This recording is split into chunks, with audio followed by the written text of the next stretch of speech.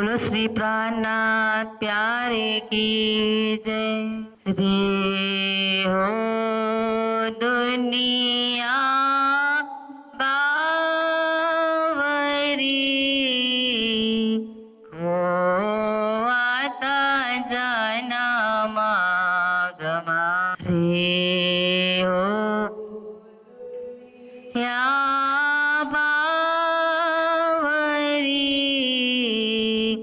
होवाता जन्मागमा। मदमाती माया की छाती, सोनतना ही पुकार। मदमाती माया की छाती, सोनतना ही पुकार। खोवाता जन्मागमा। रे हो दुनिया बावरी, खोवाता जन्मागमा।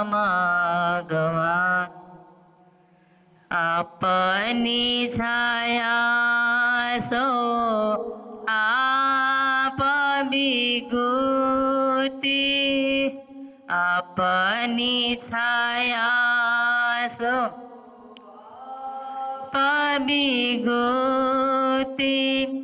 बल खोए चलिहार, आग बिना सब जलतांग में। आग बिना सब जलतांग में। जला बल होता अंगा, जला बल होता अंगा। खोवाता जन्मागमा। रे हो दुनिया बावरी, खोवाता जन्मागमा।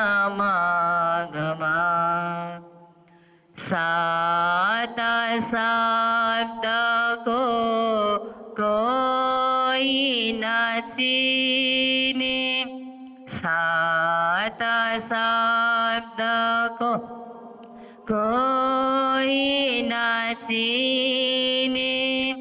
सोने हृदय नाही समा, समझे साध जो आपको देखे।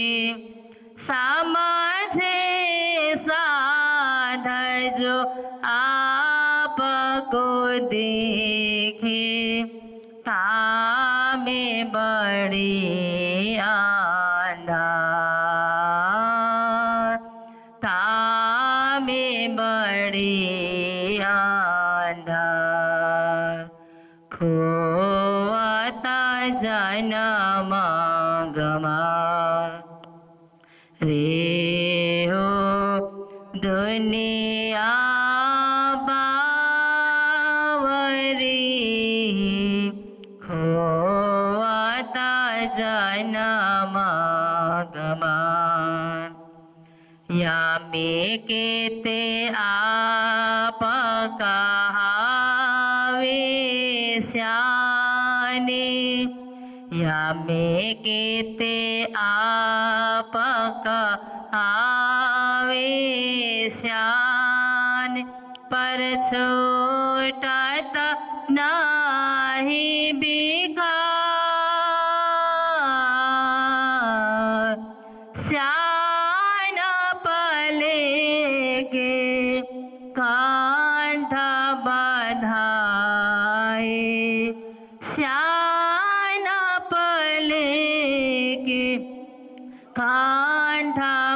बधाए या छल राज्य है नार या छल राज्य है नार खोवत जन्म गवार खोवत जन्म गवार रे ओ दुनिया बावरी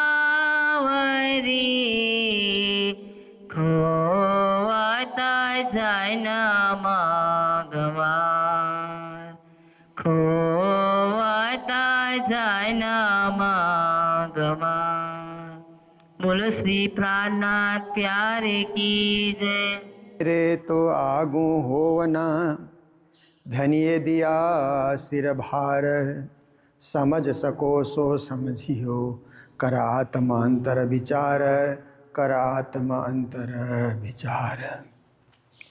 बोलो कृष्ण कन्हैया लाल की, श्री निजानंद स्वामी की, श्री प्राणनाथ प्यारे की, महारानी बाईजुराज की, महाराजा छत्रसाल की, गुरुजी मंगलदास महाराज की, श्री कृष्ण प्रणामी धर्म की, तीनों पुरी धाम की, सर्व सुंदर साथ की।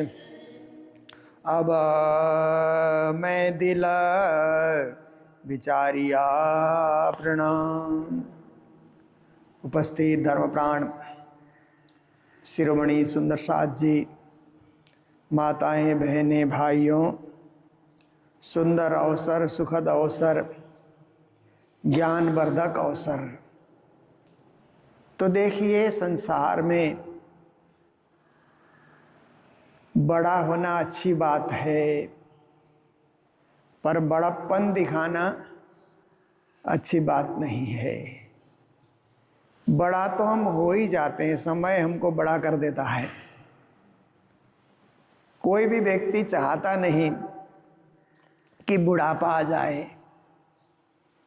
क्योंकि बुढ़ापे में बहुत कुछ कष्ट सहना पड़ता है, शारीरिक कष्ट।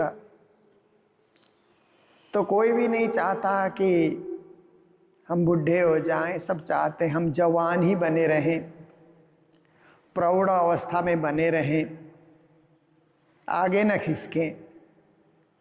परंतु समय अपने आप, समय इतना बलवान है, समय का चक्र घूमते रहता है, घूमते रहता है, और घूम घूम करके हमको भी घुमा रहा है। हम ऐसा सोचते हैं कि समय जा रहा है, समय जा रहा है, समय बीत रहा है। समय तो फिर भी लौट के आता है, हम लौट के नहीं आते। मनुष्य का आना ये एक फेरा है ना, आएंगे भी तो 84 का चक्र काट कर कब आएंगे कुछ पता नहीं है, कोई गारंटी नहीं है। इसलिए जो समय आज मिला है, जो वक्त आज मिला है, जो अवसर आज मिला है, उसका पूरा पूरा लाभ लेना चाहिए। आज नो लाहो लीजियो रे काल कोने दिठे से, गुजरात में एक भजन गाते हैं। अभी हम लोगों ने गुजरात की यात्रा की, राजस्थान की यात्रा की, तो राजस्थानी शब्दों में भजन सुनने का, स्वागत गायन सुनने का मौका मिला। जब गुजरात गए तो गुजराती शब्द में स्वागत सुनने का, भजन सुनने का मौका मिला। वाणी गायन तो जहाँ जाओ वही चौपाई है, वही गाना है। चाहे आप गुजरात जाइए, चाहे आप पंजाब जाइए, चाहे राजस्थान जाइए, हरियाणा, यूपी, मध्य प्रदेश, बिहार, बंगाल, आसाम, भूटान, नेपाल, विदेश, वाणी गायन तो जो चौपाई है वही गाना है। वो श्री जी की आवाज़ है, श्री जी के शब्द हैं। पर भजन जो है वो हमारे शब्द हैं, हमारे कलाकारों ने, हमारे लेखकों ने, हमारे दार्शनिकों ने राज्य के प्रति जो भाव व्यक्त किया, उस भाव को भजन कहा जाता है। इसलिए उस भजन में कहा गया कि आज ना लाहो लीजियो रे, मतलब आज का लाभ लीजिए। काले कोने डिठो से कल किसने देखा। इसलिए समय बड़ा बलवान है, समय सबको बुढ़ापे की ओर खिसका रहा है। धीरे धीरे धीरे करके हम आयु व्यतीत करते जा रहे हैं, तो हम बड़े हो जाएंगे। बड़ा होना स्वाभाविक है। कभी उम्र से बड़े होते हैं, कभी ज्ञान से भी बड़े हो जाते हैं, कभी पद से भी बड़े हो जाते हैं। पर कैसे भी बड़े हम बने, बड़प्पन न दिखाएं। बड़प्पन दिखाना क्या है कि हम बड़े ऐसा करते रहना। क्योंकि पद से बड़े होते हैं ना, तो हम बड़े ऐसा करते रहते हैं। हमारा पद बड़ा, तुम सब हमको मानो। और जो देखिए कि विद्या से बड़े होते हैं, ज्ञान से बड़े होते हैं, वो भी कहते हैं हम ही सब कुछ जानते हैं, दूसरा कोई नहीं जानता। हम बड़े, हमारे समान कोई विद्वान नहीं, वो भी एक अहंकार है। और उम्र से जो बड़े होते हैं वो बात बात पे कहेंगे कि बड़ों की इज्जत करो, बड़ों की इज्जत करो। बात बात पे बड़प्पन दिखाना वो भी सही नहीं है। जहाँ भी रहें, जिस स्थिति में भी रहें, जिस परिस्थिति में भी रहें, विनम्र बन करके रहें। ऐसा हमारा सुंदर साध का स्वभाव होना चाहिए। इसी विनम्रता की शिक्षा श्री जी महाराज हमें वाणी के माध्यम से नित्य प्रति प्रस्तुत कर रहे हैं। तो आज की चौपाई में कहते हैं, अब मैं दिल विचारिया, कहते हैं अब मैंने दिल से विचार कर लिया कि क्या नफ़ा हुआ जीवन में, क्या नुकसान हुआ, ये अंदर से विचार करना होता है। तो श्री जी महाराज ने भी अपने लिए उन्होंने विचार किया। लिया नसीर शब्द, कहते हैं सदगुरु धनिश्री देवचंद्र जी के जितने शब्द थे सब के सब मैंने सिर में नहीं लिया। वो तो अथाह, अपरिमित, अपरंपार, सागर के समान सदगुरु के शब्द होते थे। तो वो सब के सब समेट पाना, सब के सब लिख पाना कठिन था।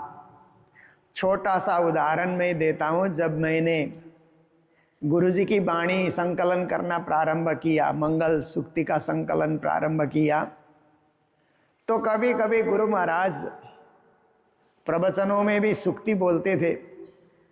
आज सुंदर साथ कोई आए, उनको समझाने के बहाने भी सूक्ति बोलते थे। कभी बाजार मंदिर से आश्रम आए और आश्रम से बाजार जाएं, रास्ते के दरमियान में भी उनके मुखारबिंद से सूक्ति कभी कभी निकलती थी। तो जहाँ प्रवचन में बोल रहे हैं वो तो कापी में फट से लिखा जाएगा, समय होता था। जहाँ पर रास्ते में चलते गुरुजी बोल रहे हैं तो दिमाग में उसको बैठा के रखना मेरे लिए कठिन था, कहीं भूल भाल न जाए। फिर जा कर के फट से कापी में नोट कर लेना। तो कोशिश, मैंने पूरी कोशिश की। कभी कभार एक आध बार ऐसा हुआ कि कोई महावाणी को भूल गए, हू बहू कंठस्थ नहीं रहा, तो उस समय लगता था कि अगर उन सब को भी लिख पाते तो 1008 से कहीं ज़्यादा और भी हो जाते। पर जैसे राज्य की इच्छा और राज्य की कृपा, श्री प्राणनाथ जी महाराज, हमारा उदाहरण तो बहुत छोटा उदाहरण है। प्राणनाथ जी महाराज तो बहुत असीम और अपरंपार की बातें कर रहे हैं, फिर भी दृष्टांत से सिद्धांत को समझा जा सकता है। तो श्री प्राणनाथ जी कहते हैं मैंने भी सदगुरु के पूरे पूरे वचन को सिर में नहीं लिया। आप देखिए कि पहले तो रोज ही जाते रहे, 13 साल तक तो निष्ठा से, नियम से सदगुरु के चरणों में जाते रहे। 12 साल की उम्र से जाना शुरू किया, 25 साल की उम्र तक निरंतर जाते रहे। पर बाद में क्या हुआ कि सदगुरु का ही आदेश हुआ, मेराज ठाकुर अरब जा करके खेता भाई को जगा करके आओ। ये आदेश पालन करने के लिए माघ फागुन के बीच में उन्होंने जब 1703 आया था तो उन्होंने यात्रा जब प्रारंभ की तो आप देखिए कि अरब जाने के बाद तो बसरा गए, खेता भाई से मिले, लौटने की बातें की, पर वो तैयार नहीं हुए। फिर 2 महीने, 4 महीने, 6 महीने, 1 साल, 2 साल, 3 साल, 4 साल। 4 साल जो व्यक्ति किसी देश में रहता है तो वहाँ की भाषा के साथ हिलमिल हो जाना स्वाभाविक होता है। तो अरबी का भी बड़ा अच्छा श्री जी महाराज को अनुभव हो गया और फिर लौट करके आए तो 1 साल और गुजर गया। फिर 2 साल जामनगर में रहे, 2 साल कालाजी के पास रहे, कुल 9 साल की जुदागी हो गई सदगुरु से। तो ये तो बीतक का प्रसंग है, कई दिनों तक हम लोग इस प्रसंग को आनंद के साथ श्रवण भी करते हैं, सुनाते भी हैं।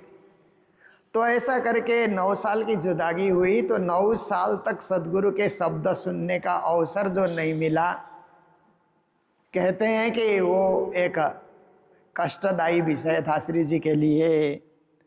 तो कहते हैं कि हमने एक तो बालक अपने शुद्ध न हती, एक जगह चौपाई में उन्होंने कहा हम बालक थे 12 साल में, तो पूरी शुद्धि उस समय नहीं थी।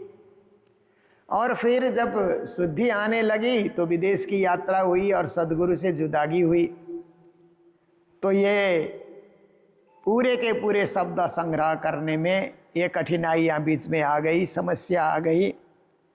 तो झूठी देह लग रही कहते हैं, और 2 साल परिवार के बीच रहे तो परिवार तो देह का संबंध होता है, इस झूठे देह के संबंध में भी अटक करके रहना पड़ा।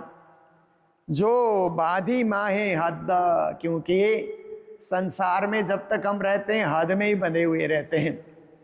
जब हम अध्यात्म से जुड़ते हैं तभी बेहद की यात्रा प्रारंभ होती है।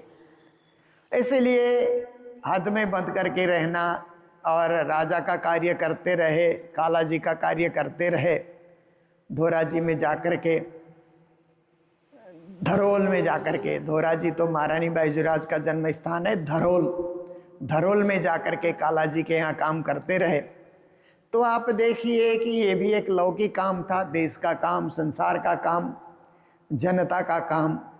तो प्राणनाथ जी कहते हैं इसके लिए भी मुझे थोड़ा पछतावा है कि पूरे सदगुरु के वाक्य को मैं ग्रहण नहीं कर सका। तो फिर आप देखिए जब 9 साल की जुदागी के बाद आए तो 22 दिन, वो 22 दिन इतने महत्वपूर्ण हो गए कि 9 साल तक जो छूट गया था वो 22 दिन में उनको सुनना था, और सदगुरु को भी 22 दिन में ही सुनाना था सार रूप से। तो 9 साल से जो घाव या चोट अंदर लगी थी, 22 दिन में उस चोट को उन्होंने ठीक ठाक किया, मरहम पट्टी किया दिल की उस चोट को, और सब प्रकार से जो 9 साल तक जो सदगुरु के ज्ञान से वंचित रहे थे उसे भी फिर से सुनने का फटाफट 22 दिन तक सुनने का उन्हें मौका मिला। पर धाम जाने के रात्रि को फिर सदगुरु महाराज ने घर भेज दिया, जाओ घर जा करके परिवार वाले सबसे मिल करके आओ, पत्नी तुम्हारी राह देख रही होगी, फूलबाई राह देख रही होगी, और भाई लोग भाभी लोग सबसे मिलो। तो सदगुरु का आदेश पा करके घर चले गए।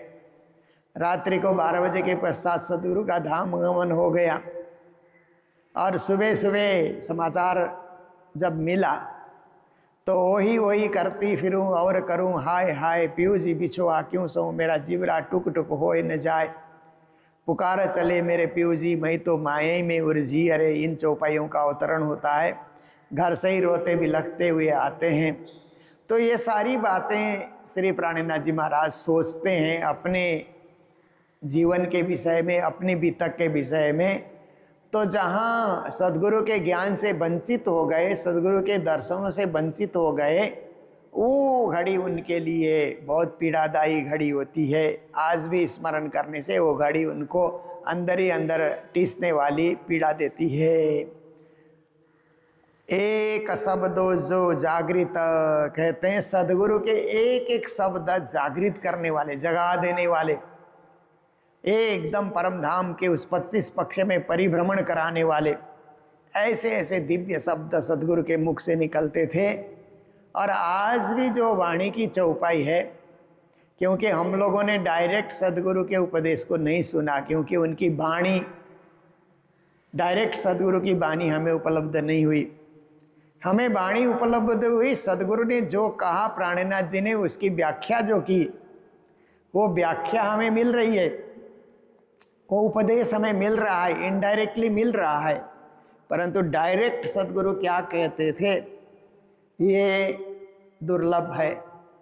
फिर भी हम लोग सुलभ इसलिए मानते हैं कि प्राणनाथ जी ने जो कुछ पाया सदगुरु से, धनी की कृपा से, तो वो उन्होंने वाणी में चौपाइयों के रूप में आबद्ध करके हमारे समक्ष उन्होंने रखा है। इसलिए अंतर आत्म चुभाए, कहते हैं ये ऐसी ऐसी वाणी है, ऐसे ऐसे शब्द हैं कि ध्यान से सुनो तो अंतर आत्मा तक चुभ जाने वाली। देखिए कोई कोई बातें अंतर तक चुभ जाती हैं, जीवन भर हम नहीं भूलते, ऐसी अंतर तक चुभने वाली बात होती है ना। और कोई कोई बातें ऐसी होती है कि ऊपर ही ऊपर हम सुनते हैं तो थोड़ी देर में भूल जाते हैं।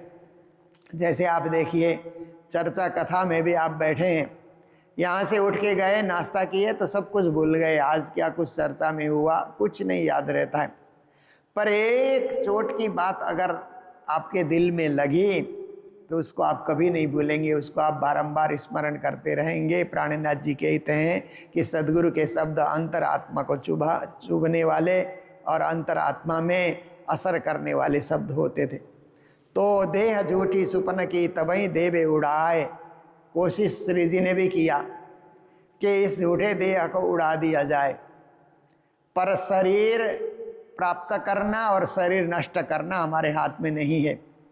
शरीर देने वाले भी परमात्मा, शरीर छुड़ाने वाले भी परमात्मा। किसी का दिया हुआ उपहार है और कोई उस उपहार को किसी दिन छुड़ा देता है। हमें तो उसका सदुपयोग करना है, हमें उसका लाभ लेना है, हमें उसे संभाल करके रखना है, हमें उसे सजा करके रखना है, हमें उसे सुंदर बना करके रखना है, क्योंकि यह शरीर ही राज्य का दिया हुआ एक उपहार है। इसलिए शरीर के विषय में उल्टी सीधी बातें कभी सोचना ही नहीं चाहिए। कौन सोचते हैं? जो अज्ञानी होते हैं, जिसके पास गुरु की कृपा नहीं है, जिसके पास आत्म तत्व का बोध नहीं है।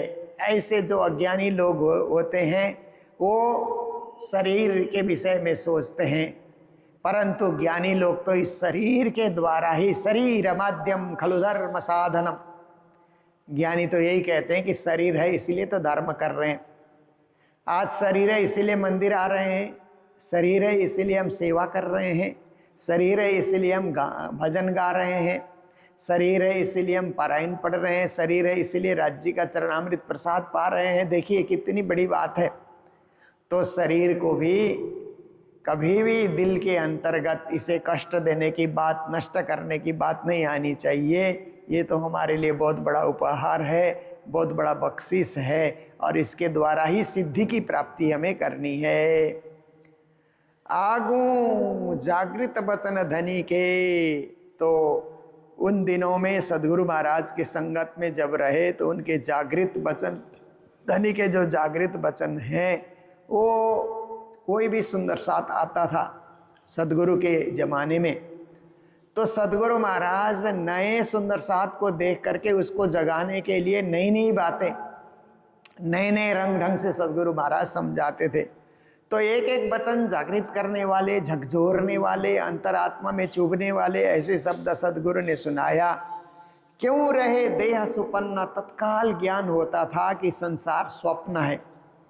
परम धाम का इतना व्यापक ज्ञान सदगुरु प्रस्तुत करते थे, सुन सुन करके लगता था कि संसार तो एक स्वप्न देख रहे हैं, ऐसा अनुभव होता था। अनुभव ऐसा होना चाहिए, ये स्वप्न है ऐसा मान करके हाथ बांध करके नहीं बैठना है, क्योंकि कर्म तो करना पड़ेगा। जब तक संसार में है सत्कर्म करना है, कमाई करनी है, धंधा करना है, अध्ययन करना है, पुरुषार्थ करना है, पराक्रम करना है, कुछ पाना है। पर ज्ञान की दृष्टि से जब हम देखते हैं तो यही सब कुछ नहीं है। ये भी कुछ तो है परंतु सब कुछ नहीं है, ऐसा हमको सोच करके शरीर धर्म का भी अर्थ समझना और आत्मा धर्म का भी अर्थ समझना, आत्मा तत्व का बोध करना, ये भी बहुत जरूरी है। मोहे अचरज आगू सांच के, कहते हैं जब सूर्य का उदय होता है तो अंधेरा भाग जाता है। अब जब विद्या का प्रवेश होता है तो अज्ञान अपने आप ही दूर हो जाता है। आप देखिए, तो इसी प्रकार से सत्य वचन, पॉजिटिव वाइब्रेशन हमारे अंदर प्रवेश करे तो नेगेटिविटी अपने आप दूर हो जाती है, नकारात्मक विचार अपने आप दूर हो जाते हैं। सकारात्मक विचार आने के बाद कभी कभी हम नकारात्मक बड़ी देर तक सोच रहे हैं। कोई ज्ञानी व्यक्ति मिला और कहने लगा कि ये सब छोड़ो, क्योंकि ये तो दुनिया की एक क्या है, रीत है, दुनिया का एक चक्र है, दुनिया का एक खेल है, पर सब अच्छा होगा, अच्छा दिन आएगा, अच्छा समय आएगा, शुभ शुभ होगा सब। ऐसे सोच करके मन को सकारात्मक बनाओ, क्योंकि मन सकारात्मक होगा तो ही तो कुछ कर्म करने के लिए वो तत्पर होगा, चाहे धर्म का क्षेत्र हो चाहे कर्म का क्षेत्र हो। मन नकारात्मकता की ओर भाग रहा है तो नकारात्मक कार्य ही होते रहेंगे, बुरे ही बुरे कार्य होते रहेंगे, ऐसा ही चलता रहेगा। कई घरों में मैं देखता हूँ आजकल पढ़े लिखे लड़के क्या है कि ड्रग्स की तरफ चले जाते हैं, ड्रग्स का सेवन शुरू करते हैं, क्योंकि आजकल यूट्यूब इत्यादि में बहुत कुछ दिखलाई देता है, सोशल मीडिया में, तो देख देख करके या यार दोस्त ऐसे मिल जाते हैं, पहले तो सिगरेट और तम्बाकू से शुरू हो जाते हैं, फिर धीरे धीरे शराब की तरफ चले जाते हैं, फिर ड्रग्स का प्रयोग करने लग जाते हैं। तो ऐसे घर में निकम्बे पड़े हुए हैं, माँ बाप पढ़े लिखे हैं, घर में संपत्ति भी है, लड़के को भी अच्छी शिक्षा दी, अच्छी पढ़ाई करी, पर लड़का निकम्बा होकर के घर में बैठा हुआ है, क्योंकि वो ड्रग्स का सेवन करता है और माँ बाप से पैसा मांगते रहता है, कोई पुरुषार्थ नहीं करता, खुद की कमाई कुछ नहीं करता। तो ऐसे नकारात्मकता की ओर जाने के बाद जीवन ही व्यर्थ हो जाता है। तो ऐसे समय में उसको कोई मार्गदर्शक मिले, माता पिता ही मार्गदर्शक पूरी तरह नहीं बन सके तो कोई गुरु मार्गदर्शक मिले, कोई ज्ञानी मार्गदर्शक मिले, तो वो चाहे अपने आप को सुधारना तो सुधार सकता है। कुछ लोगों ने सुधारा है, सबके सब तो नहीं सुधरे, परंतु 5-10% कुछ लोगों ने अपने आप को जब सुधारना चाहा कि हम ड्रग्स से निकलें, इसको त्यागना है। आजकल तो बहुत सारे सेंटर भी बने हुए रहते हैं कि ये सब जो अवैध जो चीज़ें हो रही है या अखाद्य जो लोग खा रहे हैं, उनसे उनके दिमाग को कैसे परिवर्तित करना और उनको सकारात्मक विचार उत्पन्न करा करके समाज से कैसे जोड़े रखना, क्योंकि समाज में एक वर्ग विकार और विकृति को लेकर के चल रहा है। तो उसको सत्कर्म की ओर प्रविष्ट करने के लिए उसको कैसे ट्रेनिंग दिया जाए, कैसी शिक्षा दी जाए, तो सेंटर में अच्छे अच्छे जानकार लोग उनको समझा करके सही रास्ते ले आते हैं और गुरुजन भी समझाते हैं। कभी कभी गुरुजनों के वाक्य से लोग सुधरते हैं, कभी नहीं सुधरेंगे तो सेंटर में जा कर के सुधरते हैं। अब कहो कुछ ऐसे होते हैं कि कभी नहीं सुधरेंगे, ला इलाज कहते हैं ना। गुरु महाराज को मैंने देखा, आयुर्वेद से इलाज करते थे, उनको आयुर्वेद का बहुत अच्छा ज्ञान था, आयुर्वेद की कई किताबें वो रखते थे, अध्ययन भी करते रहते थे। तो कोई लाचार बीमार आदमी आ जाए तो आयुर्वेदिक दवा गुरु महाराज देते थे। तो उस समय गुरु महाराज ने कहा कि साध्य, कष्ट साध्य और असाध्य 3 प्रकार के बीमार लोग होते हैं। साध्य वो होते हैं कि थोड़ा सा औषधि उपचार करो और थोड़ा सा उपदेश उनको दे दो तो ठीक हो जाते हैं, उनको साध्य बीमारी कहा जाता है। और दूसरी बीमारी है कष्ट साध्य बीमारी। गुरुजी ने कष्ट साध्य बीमारी को भी कईयों को ठीक किया, क्योंकि कई लोग टीबी होकर के मरने की स्थिति में थे, उनका भी कोई न कोई इलाज वो करते थे। और कई लोग हॉस्पिटल से विदाई होने के बाद आते थे तो गुरु महाराज उनका कुछ इलाज करके ठीक किया करते थे। फिर कोई लोग 8-10 साल 15-20 साल भी और आगे जीते रहे। तो कष्ट साध्य उसको गुरुजी बोलते थे, साध्य तो है परंतु थोड़ा कष्ट होगा, कष्टकर होते हुए भी वो लगा रहेगा, हम स्वस्थ बनेंगे तो वो बन सकता है। और एक है असाध्य, ऐसी बीमारी से घिर गया और वो खुद भी परहेज भी नहीं करता है कभी, तो असाध्य है, वो तो कभी ठीक होगा नहीं, वो तो उसी बीमारी को लेकर के वही बीमारी उसको लेकर के चली जाएगी अपने साथ लेकर के, ऐसी स्थिति होती है। इसीलिए धार्मिक क्षेत्र में भी आप देखिए कि साध्य, हम थोड़े से बिगड़े हुए हैं, हम चाहें अपने आप को सुधारना कि हम मंगल आरती में नहीं आते हैं, हम चाहें अपने आप को सुधारना तो साध्य है, हम आ सकते हैं। हम चर्चा कथा में नहीं बैठते हैं, मंगलधाम में ही है पर चर्चा कथा में नहीं बैठते हैं।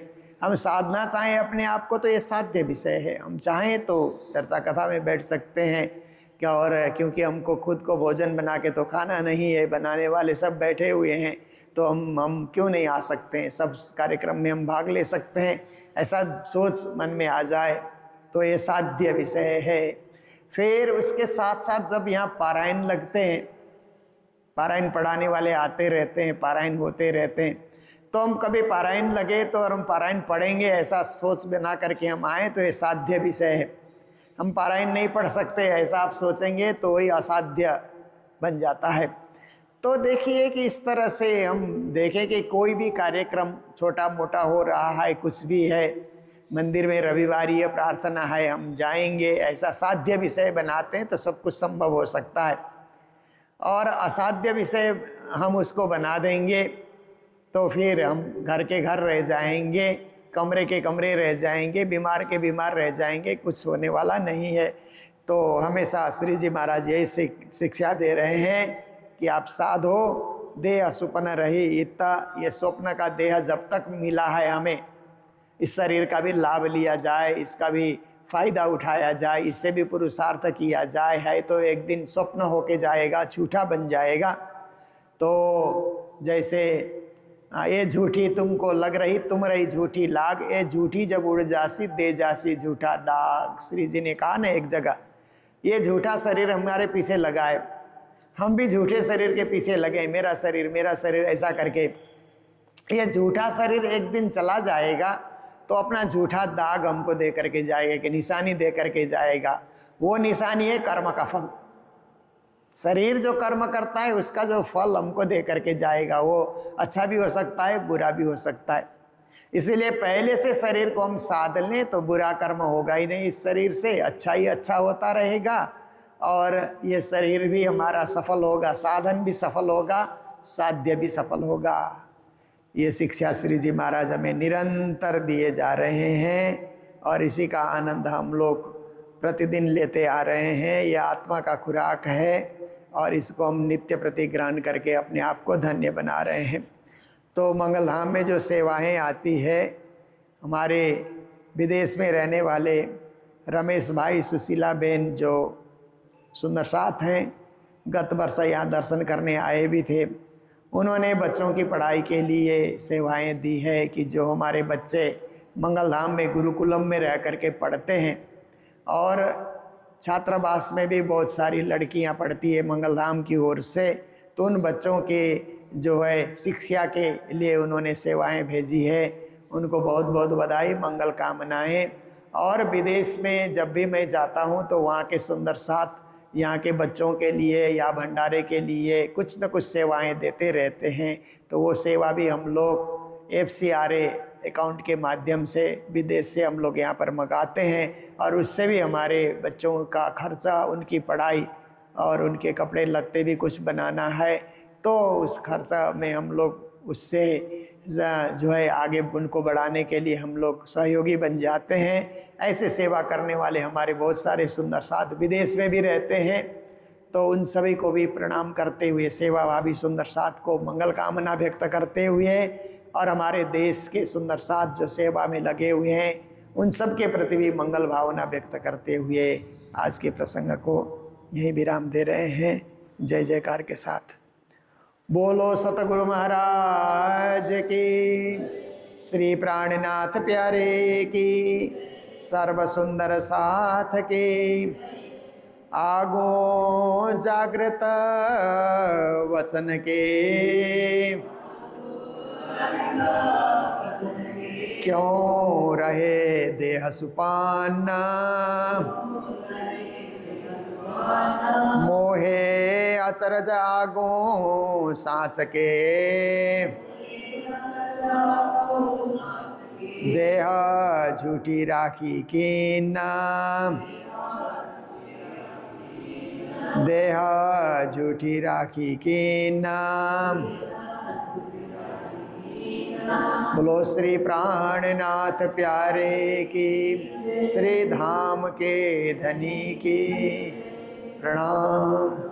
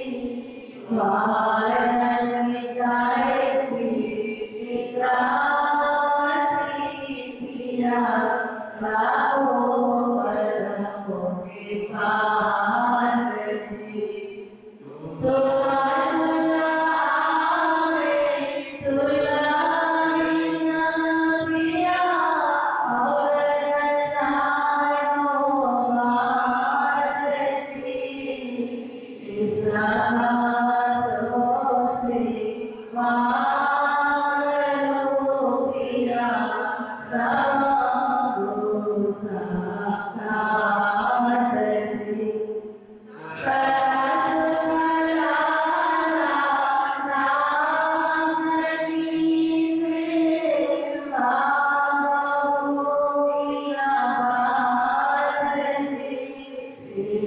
I